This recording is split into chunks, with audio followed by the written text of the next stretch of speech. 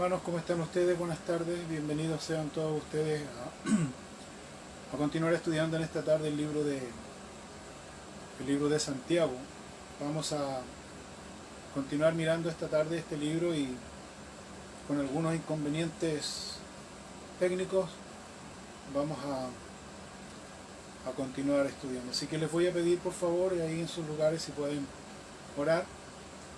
Vamos a orar y vamos a pedir a Dios que Él nos sea enseñando en esta hora. Padre, oramos, Señor, y te damos gracias en esta oportunidad por darnos el privilegio y la oportunidad de poder, Señor, estudiar tu palabra, Señor. Te pedimos en esta hora, Señor, que seas tú enseñándonos, guiándonos, instruyéndonos a través y por medio de tu palabra, Señor. Te pedimos, Señor, que seas tú hablando en nuestros corazones, Señor. Oramos, Señor, en esta hora por aquellos que están padeciendo necesidades, Señor, aquellos que están enfermos. Te pedimos, Señor, que tú los toques con el poder de tu Espíritu Santo. Pedimos tu bendición, Señor, sobre cada uno en esta hora, Señor. En el nombre de Cristo Jesús, amén y amén. Pueden entonces, hermanos, abrir sus Biblias ahí en Santiago capítulo 3. Santiago capítulo 3. Vamos a continuar estudiando esta carta que Santiago da a la iglesia. Esta es una carta en donde Santiago está hablando acerca de la salvación. Dice que la salvación del creyente se muestra a través de su conducta de vida, a través de su forma de vida, ya que esto dice que hace bien, la conducta de vida del creyente, dice, hace bien a la sociedad perversa y maligna a la cual estamos viviendo, la cual estamos insertos. Debemos nosotros mirar y recordar, hermanos, que el apóstol Santiago al comienzo de este capítulo le está diciendo a los hermanos que tienen buen deseo de ser maestros de la palabra, dice, llenos de conocimiento. Pero también les da la responsabilidad que pueden tener ellos mayor condenación. Así que vemos aquí en estos versículos que el buen maestro, vamos a mirar, a través del desarrollo de este capítulo, que el buen maestro no solo maneja o tiene conocimiento de Dios, sino que su vida, su conducta, dice, que es lo que refleja todo el conocimiento, es decir, su forma de vida, su manera de vivir. Eso es lo que hace un buen maestro de la palabra de Dios.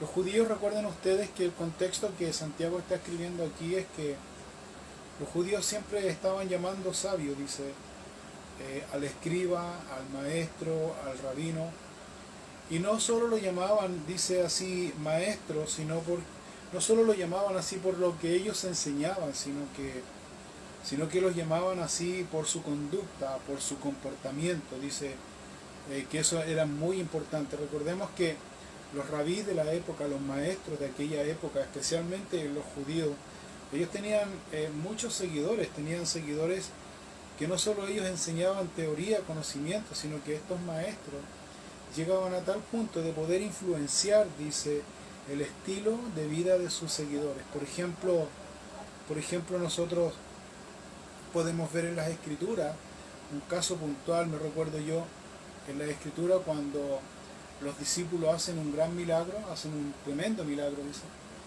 y dice que los miembros del Sanedrín tomaron prisioneros a los discípulos, dice, los tomaron prisioneros, los amenazaron de muerte, les prohibieron que no siguieran hablando el nombre del Señor Jesucristo. Y ellos tenían la evidencia, y ellos tenían al lisiado que había sido sano por el Espíritu Santo. Pero hay un hecho importante que me llama la atención, que dice que los miembros del Sanedrín, los que estaban juzgando, los que estaban amenazando a los discípulos del Señor, dice que ellos se maravillaban, se maravillaban de lo que Pedro y Juan compartían con tanta convicción y con tanta seguridad. Es obvio, porque ellos estaban llenos del Espíritu Santo. Dice que ellos se maravillaban de la manera en que ellos compartían. Pero la otra cosa importante que quiero hacer hincapié y que tiene que ver mucho con el maestro. Dice que los miembros del Sanedrín reconocían a los discípulos que habían estado con Jesús, dice. Habían estado con el Señor. Posiblemente la forma en que ellos hablaban, con tanto argumento, con tanta convicción, con tanta seguridad, también los delataba que eran discípulos del Señor, porque ellos eran firmes en sus argumentos, con valentía, no les importaba perder sus vidas, sino que simplemente estos eran hombres llenos del Espíritu Santo, hombres valientes, hombres llenos de convicción, demostrando así que ellos eran seguidores del Señor Jesucristo. Los reconocían, dice. ¿Quién es el enemigo? Dice, los reconocían a ellos como seguidores del Señor Jesucristo.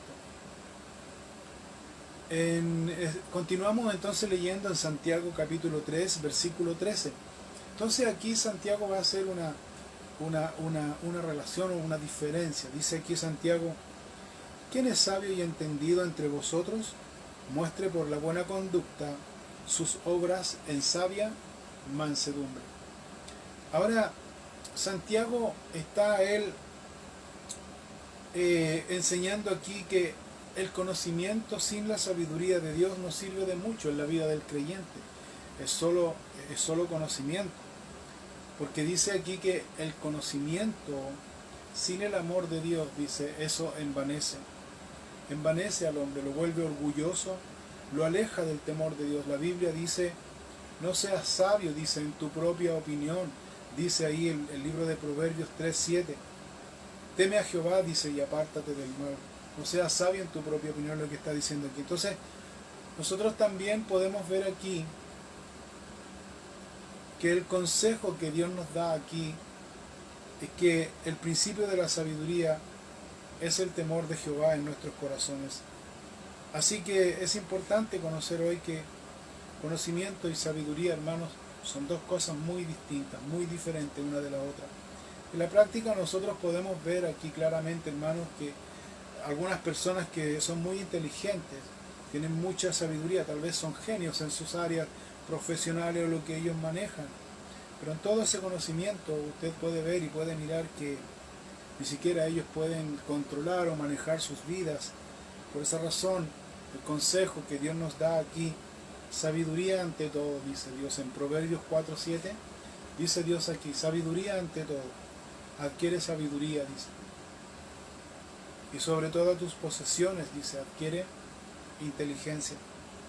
Santiago también nos menciona aquí que la sabiduría se muestra a través de la buena conducta, es decir, que un maestro que enseña la palabra de Dios también enseña. Santiago va a enseñar aquí que ese maestro debe tener su casa en orden, es decir, que es un hombre, como decían antiguamente, es un hombre pobre, pero limpio, ordenado, disciplinado, que no solo enseña la teoría, que no solo enseña conocimiento, sino que enseña conducta. Un maestro de la palabra de Dios influencia a otros con su forma de vida, con su conducta. Eso es lo que está enseñando aquí, no solo con su conocimiento, sino con su forma de vida. Es digno de imitar, es digno de seguir.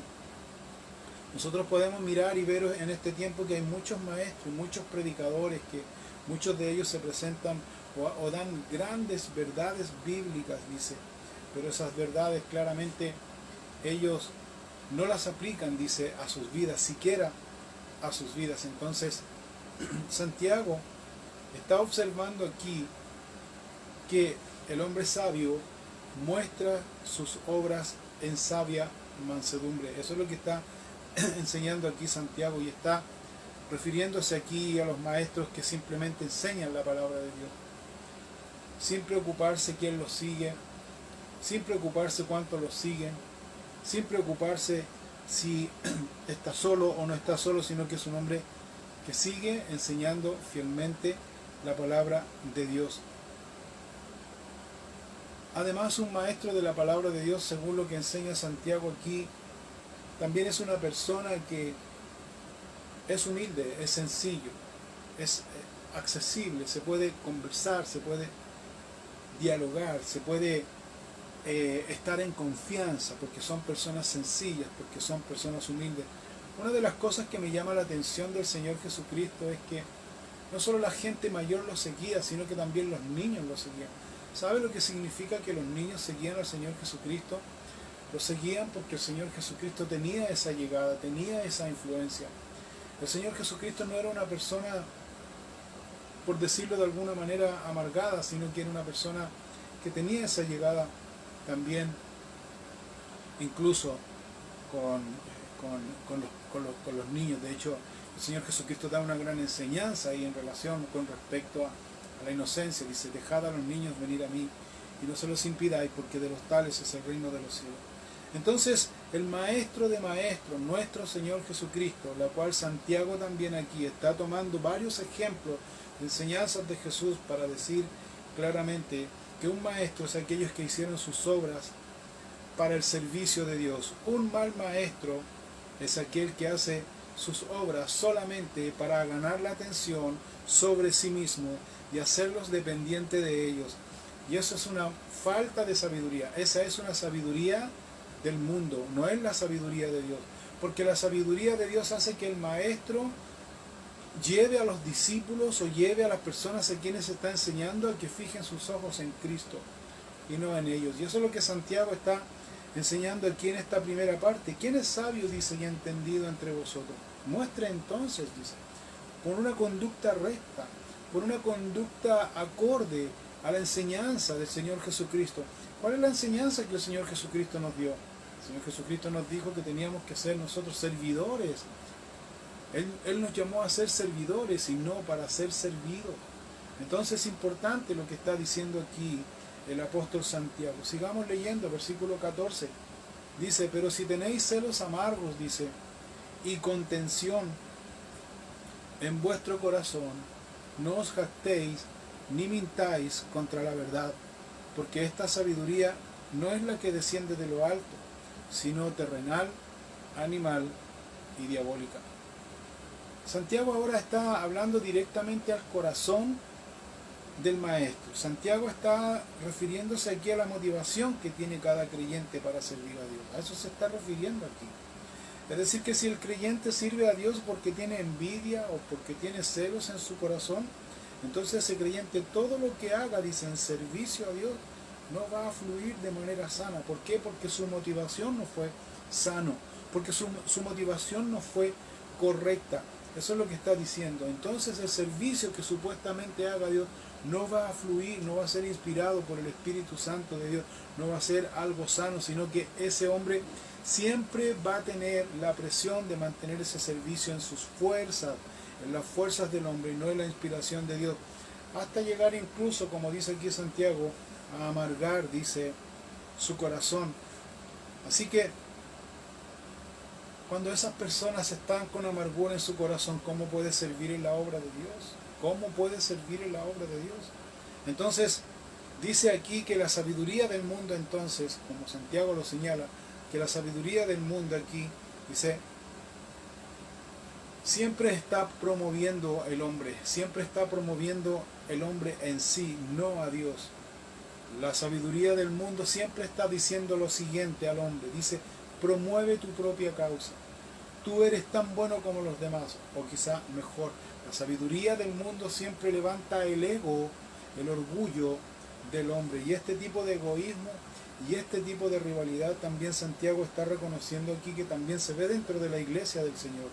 Incluso nosotros podemos mirar y ver en los mismos discípulos del Señor, que recuerden ustedes que ellos estaban discutiendo entre sí quién de ellos sería el mayor en el reino, ¿se fija? Entonces siempre existe esta rivalidad y esta enseñanza muchas veces, este egoísmo y esta rivalidad es producto de la sabiduría del mundo. Aquí Santiago está enseñando a la iglesia y está diciendo a la iglesia que nuestro celo debe ser no por poder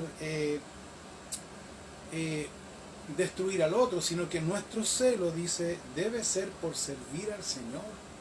Nuestra pasión siempre debe ser para servir al Señor y no promovernos a nosotros mismos. Que la gente pueda poner sus ojos en Cristo Jesús y no en nosotros como personas. Nosotros somos simplemente instrumentos, canales de bendición, que hoy día podemos estar y si cometemos error o pecado, el Señor nos saca y la obra de Dios no se detiene, la obra de Dios continúa. Entonces es importante aquí que Santiago está enseñando al maestro que sea un maestro de la palabra correcto, temeroso de Dios, que siempre pueda provocar la unidad, el compañerismo y no promoverse a sí mismo. Una de las evidencias que nosotros vemos cuando la sabiduría del mundo entra en la iglesia, justamente cuando empiezan estas promociones carnales, egoístas y cuando los hombres son exaltados. Por eso nosotros tenemos que tener mucho cuidado y usar discernimiento. Santiago también menciona las contenciones, dice aquí. Pero si tenéis celos amargos y contención, ¿a qué se está refiriendo Santiago con esto? Cuando menciona las contenciones, esta es una palabra que fue muy usada por los griegos para poder describir a un político en su campaña electoral. ¿Cómo así? Decir que la sabiduría del mundo enseña que el hombre debe buscar más bien todo el apoyo que pueda para su favor y así poder descalificar al oponente, en este caso al político oponente o en este caso al líder principal. Entonces por esa razón es que dice que está llena de contenciones, se está refiriendo justamente a eso, a esta campaña carnal que siempre está buscando votos para sí mismos. Esto lo usan mucho los políticos. De hecho nosotros hoy día estamos viendo muchos adelantos en algunas comunas porque se vienen las elecciones, entonces para ganar el favor de la gente, y siempre están descalificándose unos a otros. Bueno, lamentablemente la sabiduría del mundo promueve eso. Y esa sabiduría del mundo también ha entrado dentro de la iglesia, en la cual Santiago dice que nosotros no tenemos que tener esa sabiduría del mundo, sino que tenemos que tener esa sabiduría de Dios. Así que es importante que lo que el Señor nos enseña en su palabra. ¿Qué nos enseña el Señor en su palabra? La sabiduría, su sabiduría espiritual, la sabiduría que viene de parte de Dios. Por ejemplo, en Filipenses capítulo 2, versículo 3 dice lo siguiente: nada hagáis por contienda, dice, o por vanagloria, antes bien con humildad, estimando cada uno a los demás como superiores a él mismo, no mirando cada uno por lo suyo propio, sino cada cual por lo de los otros. Entonces, esta escritura en el lenguaje sencillo, en la Biblia, el lenguaje sencillo, está diciendo lo siguiente: no hagan nada por orgullo, dice, o solo por pelear, dice. Al contrario, hagan todo con humildad y vean a los demás como mejores a ustedes mismos. Nadie busque el bien solo para sí mismo, sino para todos. Entonces, vemos aquí que Santiago está enseñando esto, que no debe existir contenciones, debe tener un buen motivo de por qué enseñar la palabra de Dios. No debemos hacer las cosas para ganar nuestra propia promoción personal, sino que debemos siempre servir al Señor. No debemos usar la enseñanza de la palabra de Dios o el conocimiento de la enseñanza de la palabra de Dios para nuestro propio fin. Eso es pecado a los ojos de Dios. Y vemos que hay muchos líderes en la iglesia del Señor que solamente quieren llegar a esa posición de liderazgo solamente para su propio beneficio personal. No es lo que Dios enseña. No debemos hacer las cosas por contienda o por vanagloria. Cuando habla de contienda, no debemos hacer las cosas por envidia, no debemos hacer las cosas con otra motivación, sino la de honrar, la de servir fielmente a nuestro Señor. Otra cosa importante que menciona Santiago aquí es acerca de la jactancia. ¿A qué se refiere con la jactancia? Bueno, la jactancia es el orgullo del hombre que busca la exaltación propia de lo que sabe, de lo que hace y quién es, y no reconoce así el poder de Dios sobre su vida. Eso es terrible, hermanos, no reconocer el poder de Dios en su vida. La Escritura nos dice claramente y nos enseña en el Antiguo Testamento. Estoy leyendo un libro que habla acerca de la vida de Saúl y de David. Y dice ahí, usted conoce la historia de Saúl. Saúl cuando fue ungido como rey de Israel, él era un hombre tímido que se escondía, de poco carácter, de poca baja estima. Pero cuando llegó a ser rey, todo eso se revirtió, se volvió un hombre orgulloso, se volvió un hombre dueño de sí mismo, se volvió un hombre amargado, se volvió un hombre que lamentablemente no confió en Dios y trató en cierta manera de negociar con Samuel, con Dios, pero le fue muy mal y murió murió de una forma trágica. Entonces, la Biblia nos dice, hermanos míos, en relación a esto, no debemos tener un mayor concepto de nosotros. La Biblia dice en 2 de Corintios, capítulo 10, versículo 12, dice, porque no nos atrevemos, dice, a contarnos ni a compararnos con algunos que se alaban a sí mismos, pero ellos, midiéndose a sí mismos por sí mismos y comparándose consigo mismos, no son juiciosos. ¿Qué quiere decir Pablo aquí? Bueno, en la traducción lenguaje sencillo, traduce este versículo de la siguiente manera. Dice, jamás llegaré a compararme con los que hablan bien de sí mismos. Compararse con uno mismo es una tontería. O sea, las comparaciones entre nosotros, la verdad que, como dice el apóstol Pablo aquí, las mediciones entre nosotros mismos, comparándonos con nosotros mismos, dice, es una tontería, es algo que no es de Dios.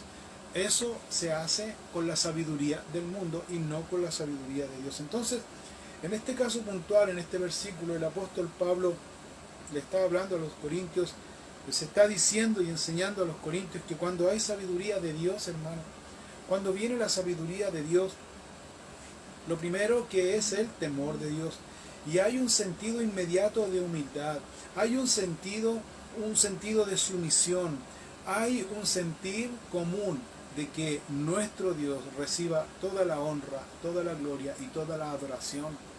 Cuando está la sabiduría de Dios en nuestros corazones, cuando hay sabiduría de Dios también, hermanos, en nuestras vidas, en nuestros corazones, dice, no existe el deseo, como dice Pablo aquí, de compararse con otros creyentes. ¿Por qué? Porque siempre la vista, nuestro corazón, nuestra mente siempre está enfocado en Cristo Jesús. Y si nos queremos comparar, tratemos de compararnos con Jesucristo y nos vamos a dar cuenta que nos falta mucho todavía, nos falta mucho camino por recorrer, nos falta mucho. Si nos queremos comparar con alguien, comparémonos entonces con nuestro Señor Jesucristo. Otra observación que hace Santiago aquí. Santiago termina diciendo aquí, ni mintáis contra la verdad. ¿A qué se refiere con esto? Veamos aquí la secuencia que enseña Santiago. Él dice que la ambición, dice, lleva a la contención. La contención lleva a la rivalidad. La rivalidad, dice, lleva, es para poder ganar, ¿no es cierto?, elecciones, votos a sí mismo, seguidores de sí mismo. Y para que eso suceda tiene que haber jactancia. Y para que haya jactancia, por lo general la jactancia está llena de mentiras. Esa es la sabiduría del mundo. Eso es lo que Santiago está enseñando aquí, que el creyente, el verdadero creyente, no debe tener la sabiduría del mundo, debe tener la sabiduría de Dios. Así que en el mundo político se ve generalmente siempre este tipo de cosas, mintiendo contra la verdad, engañando, ganando seguidores para sí mismo, para su propia campaña. Esa es sabiduría del mundo, esa competencia se ve mucho en el mundo, especialmente en el mundo político. En el cristianismo no debe ser así. ¿Sabes por qué? ¿Sabes por qué? Porque si bien es cierto, el mundo va a mirar la apariencia. El mundo va a mirar a la persona en particular. El mundo va a mirar lo exterior. En el Señor va a mirar el corazón del hombre, no el exterior. El Señor siempre mira el corazón del hombre. Y por lo que hay en el corazón del hombre es cuando Dios nos va a juzgar. Dice en 1 Corintios capítulo 4, versículo 5, dice, así que no juzguéis nada antes de tiempo, hasta que venga el Señor, el cual aclarará también lo oculto de las tinieblas y manifestará las intenciones de los corazones, y entonces cada uno recibirá su alabanza de Dios. En traducción actualizada, este mismo versículo dice lo siguiente: por eso, no culpen a nadie antes de que Jesucristo vuelva. Cuando Él venga, dará a conocer todo lo que está oculto y todo lo que piensa cada uno de nosotros. Entonces, Dios nos dará el premio que merezcamos. El Señor conoce nuestro corazón. El Señor conoce nuestra vida. El Señor conoce la verdadera motivación que hay en nuestro corazón. Versículo 15 dice, porque esta sabiduría no es la que desciende de lo alto, sino terrenal, animal y diabólica. ¿A qué se está refiriendo Santiago aquí? ¿Por qué Santiago dice que esta sabiduría del mundo es una sabiduría terrenal, animal y diabólica? Por lo siguiente, número 1, terrenal, porque dice Santiago aquí que terrenal significa que el hombre que tiene sabiduría del mundo siempre tiene su vista o enfoque solo en esta vida, no en la venidera, solo en esta vida. Animal, porque es autogratificarse a sí mismo, es autocomplacerse a sí mismo egoístamente, es dar rienda suelta a sus pasiones, es seguir sus instintos carnales. A eso se refiere animal. Irracional. Como decimos en buen chileno, sigue hacia adelante sin importar a quién atropella, a quién elimina, no le importa. Es una sabiduría animal, instintivamente. Está solamente buscando su objetivo propio, egoísta, y no lo de los demás. Sabiduría del mundo, sabiduría animal. ¿Y por qué es sabiduría diabólica? Porque quien está detrás de todo esto, quien está inspirando y ejerciendo todo esto es Satanás, el diablo, quien quiere solamente la destrucción. A eso se refiere Santiago. Luego dice el versículo 16, porque donde hay celos y contención, allí hay perturbación y toda obra perversa. Santiago está diciendo entonces que la sabiduría del mundo, ¿qué produce? Produce problemas, produce envidia, produce contenciones. La sabiduría del mundo también provoca confusión, dice. ¿A quién le provoca confusión? Provoca confusión especialmente a los nuevos creyentes, en los nuevos creyentes. Y no solo confunde a los nuevos creyentes, sino que también desordena la iglesia del Señor. Y cuando confunde y desordena la iglesia del Señor, esta sabiduría del mundo, también dice que la iglesia termina siendo inestable, la congregación termina siendo inestable, lleno de dudas, lleno de confusiones, o más bien los creyentes después de esto llegan a ser inconstantes en todos sus caminos. Eso es lo que provoca la sabiduría del mundo. La confusión, nosotros miramos y vemos cuando hay confusión, especialmente los nuevos creyentes, eso deja paso, eso deja como consecuencia o atrae como consecuencia toda obra perversa, dice Santiago aquí, porque donde hay celos y contención, allí hay perturbación, es decir, confusión. Y cuando hay confusión viene toda obra perversa, hermanos míos, toda obra perversa.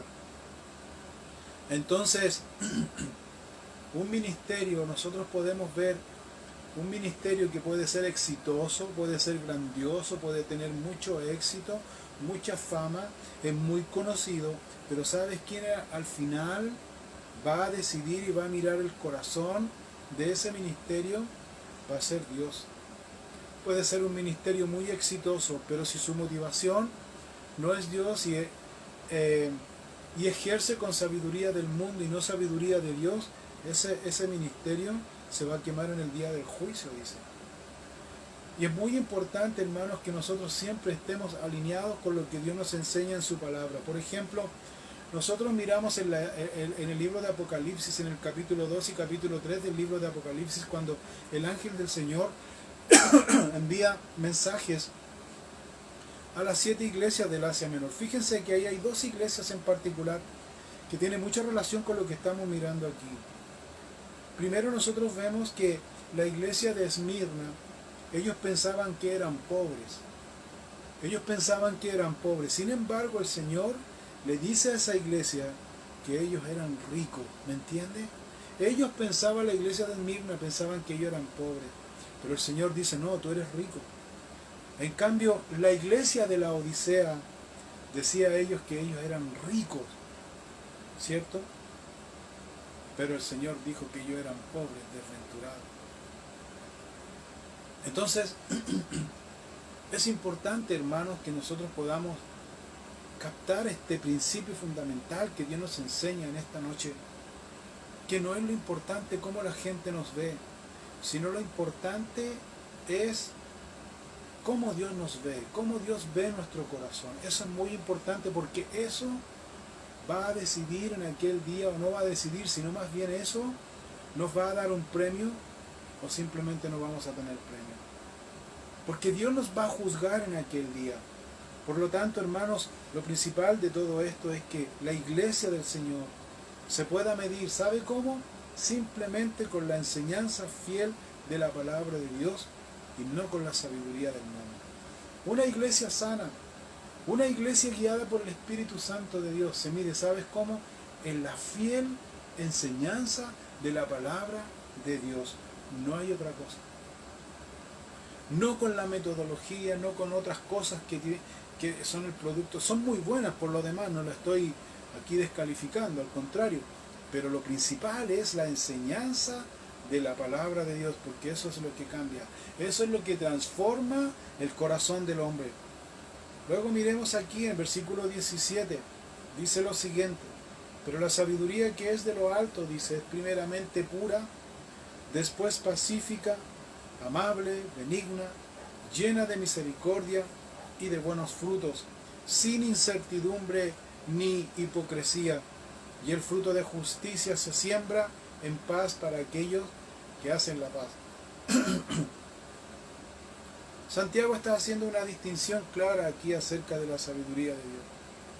Ya hizo la comparación con la sabiduría del mundo, que es terrenal, animal y diabólica. La sabiduría que es según Dios es una sabiduría pura, es una sabiduría que viene de lo alto, muy importante eso, viene del Señor, es pura, es pacífica, es amable, son las cualidades y evidencias que provoca en el interior del creyente que busca la sabiduría de Dios y no la sabiduría del mundo. Pura, ¿a qué se refiere pura? Se refiere a la pureza de pensamiento, a la pureza de pensamiento sin mala intención, es decir, que son pensamientos de un creyente que está santificado a Dios, y es ese creyente que recibe esa fuerza espiritual, la cual le ayuda a ese creyente a ser fiel a Dios y no a los hombres. Le ayuda a ese creyente a seguir siempre a Dios y no a los hombres. Pacífica también dice. La sabiduría de Dios también es pacífica. ¿Qué quiere decir eso? Se está refiriendo que esta sabiduría de Dios siempre va a llevar a la paz, a la unidad, al compañerismo. Nunca va a llevar a la contienda, sino que esta paz, dice, se produce a raíz de la santidad que busca la iglesia, que busca el creyente. ¿Cómo buscamos la santidad? ¿Cómo buscamos ese anhelo de poder estar a cuentas con Dios, estar en comunión con Dios? ¿Cómo? ¿De qué manera se provoca ese anhelo, esa pasión, ese deseo? Hermanos míos, estudiando, mirando, tomando atención a la enseñanza de la palabra de Dios, que por medio de su Espíritu Santo descubre el pecado que está en nuestro corazón, nos lleva al arrepentimiento, Dios nos perdona y nos purificamos, nos santificamos, y Dios, en respuesta a ese perdón que nos ha hecho de nuestros pecados, Dios nos da paz. Una paz que sobrepasa todo entendimiento, una paz que se transmite, una paz que se contagia, una paz que se lleva en momentos de tensiones, de situaciones de contención, de muchas cosas. Una paz que lleva a la unidad, una paz que lleva al compañerismo, una paz que lleva a buscar siempre a Dios. Amable, la sabiduría de Dios también es amable, no es solo pura, no es solo pacífica, sino que también es amable. ¿Qué quiere decir la sabiduría de Dios amable? Quiere decir que una persona no avala el pecado, sino que siempre esa persona va con la verdad adelante, pero con amor. Es una persona amable, pero el hecho de ser amable no significa que va a ocultar el pecado, que va a avalar el pecado. Es una persona que le va a decir la verdad, pero en amor, con amor de Dios. Es una persona, es un creyente en este caso, que es fiel a la palabra de Dios, obediente a la palabra de Dios, aunque eso le cueste pocos amigos, más enemigos que amigos, pero es fiel a la palabra de Dios, trata de vivir sus principios y lo refleja. ¿En qué lo refleja? En su actitud, en su conducta, en su estilo de vida. Jesús dijo lo siguiente, Jesús dijo, La gente va a conocer que ustedes son mis discípulos, dice. Si tuvieres, ¿qué dice? Amor unos por otros. ¿Quién es nuestro maestro principal? ¿Quién es nuestro pastor? Nuestro Señor Jesucristo. Somos discípulos de Él. Entonces debemos imitar su conducta. Debemos imitar su conducta. Debemos imitar su amor, su esencia, para poder transmitirlo a la gente. También la sabiduría de Dios es benigna. ¿Qué quiere decir benigna? Quiere decir que el creyente, ese creyente que tiene sabiduría de Dios en su vida y la aplica y la ejerce y la practica, es un creyente que es fácil para tratar con él. ¿Cómo así? Es un creyente que, si bien es cierto, es amable. Es un creyente que todo más bien es, como dice Santiago, es pronto para oír, pero tardo para hablar y muy tardo para enojarse. Un hombre que tiene la sabiduría de Dios, primero escucha, segundo escucha y sigue escuchando. Y es tardo para dar una opinión y es tardo para airarse. En cambio, el hombre que tiene sabiduría del mundo, que está enorgullecido con la sabiduría del mundo, es un hombre terco, es un hombre duro de corazón, es un hombre que nunca se va a dar a la razón. Nunca se va a dar a la razón. Puede estar hablando con esa persona y le puede estar dando todos los argumentos a vivir por haber bíblicamente, pero en su orgullo, en su ceguera, en su soberbia, es un hombre que no se da a la razón. También habla de misericordia. Dice que la sabiduría de Dios es misericordia. ¿Qué quiere decir esto?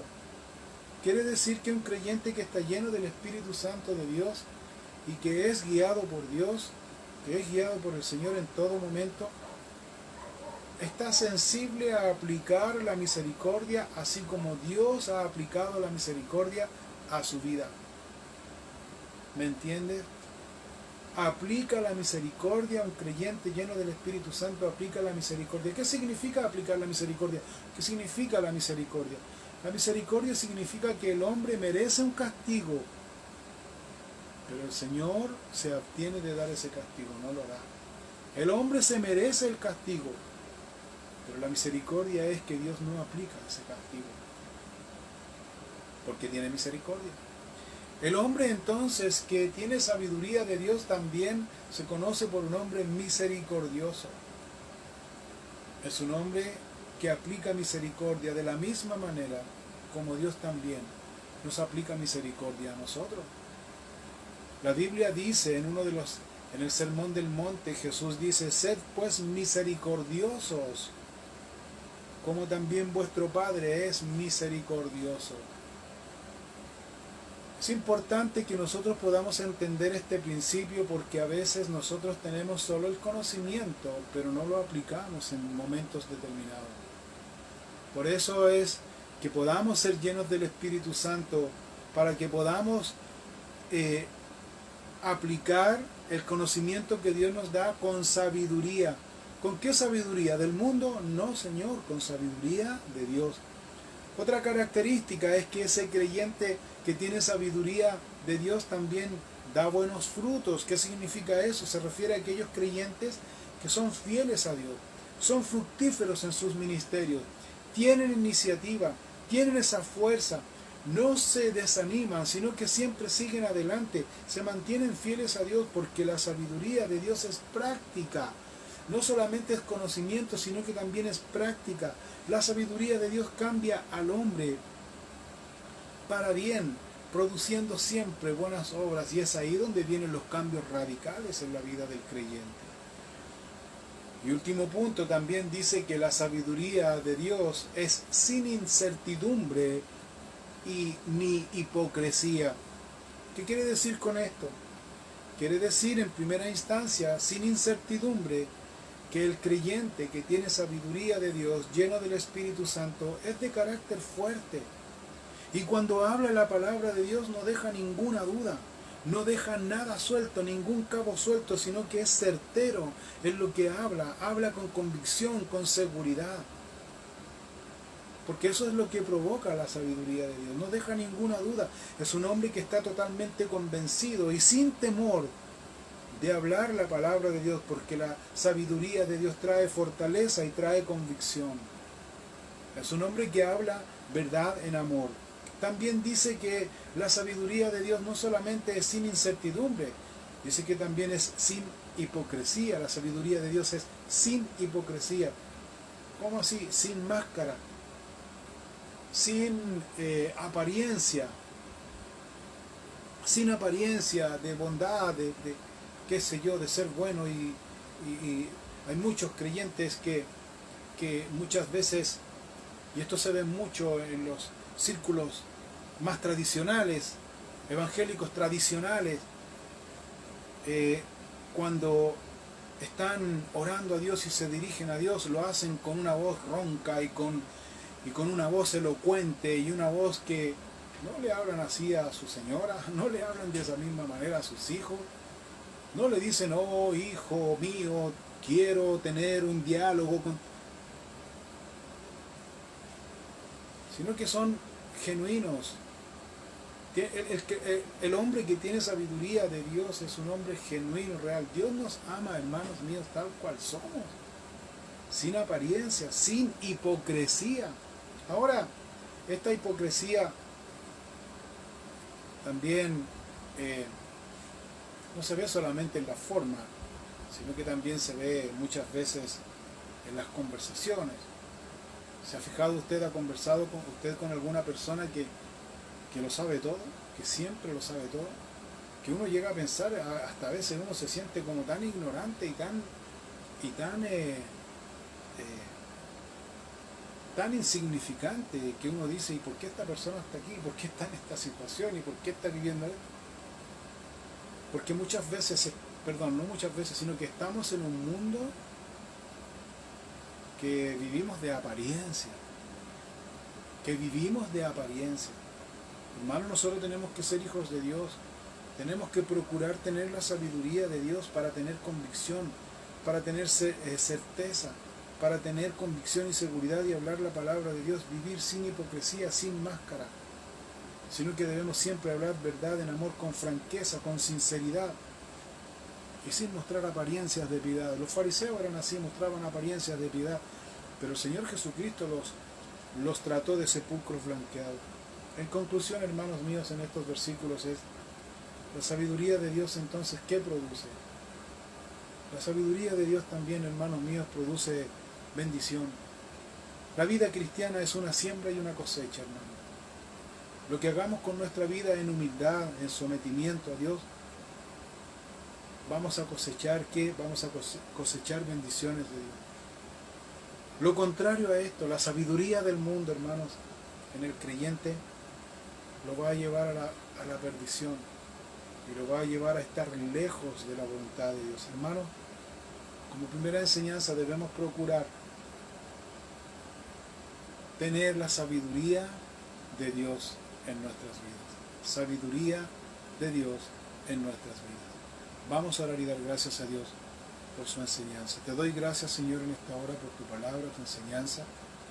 Te doy gracias, Señor, por darnos esta maravillosa enseñanza de tener tu sabiduría, procurar tu sabiduría que viene de lo alto. Llénanos de tu Espíritu Santo, Señor, y todo lo que hemos aprendido, leído, conocido, memorizado acerca de tu palabra, que ahora tu sabiduría que viene de lo alto nos ayude, Señor, con humildad, temor, poder, Señor, aplicar lo que tú nos has enseñado, llevarlo a la práctica en nuestras vidas, manifestando, Señor, estas cualidades, Señor, como dice tu palabra aquí, estas cualidades de pureza, de paz, de amabilidad, de benignidad, de misericordia, de llevar buenos frutos, de hablar sin incertidumbre ni hipocresía, que eso se manifieste en nuestra conducta, en nuestra vida, Señor. Perdona nuestros pecados, purifica nuestro corazón, purifica y limpia nuestra mente cada día. Y rogamos tu bendición por cada uno. Le quiero presentar de manera especial a mi hermano Lalo, al Tata Lalo, Señor, que va a tener mañana visita con el médico, Señor. Yo te pido, Padre, que tú bendigas a mi hermano, Señor, que tú, Señor, lo acompañes, Señor, en todo este camino de exámenes, Señor, que tiene que hacer, son exámenes muy invasivos, muy complicados. Dios, dale fuerza a nuestro hermano.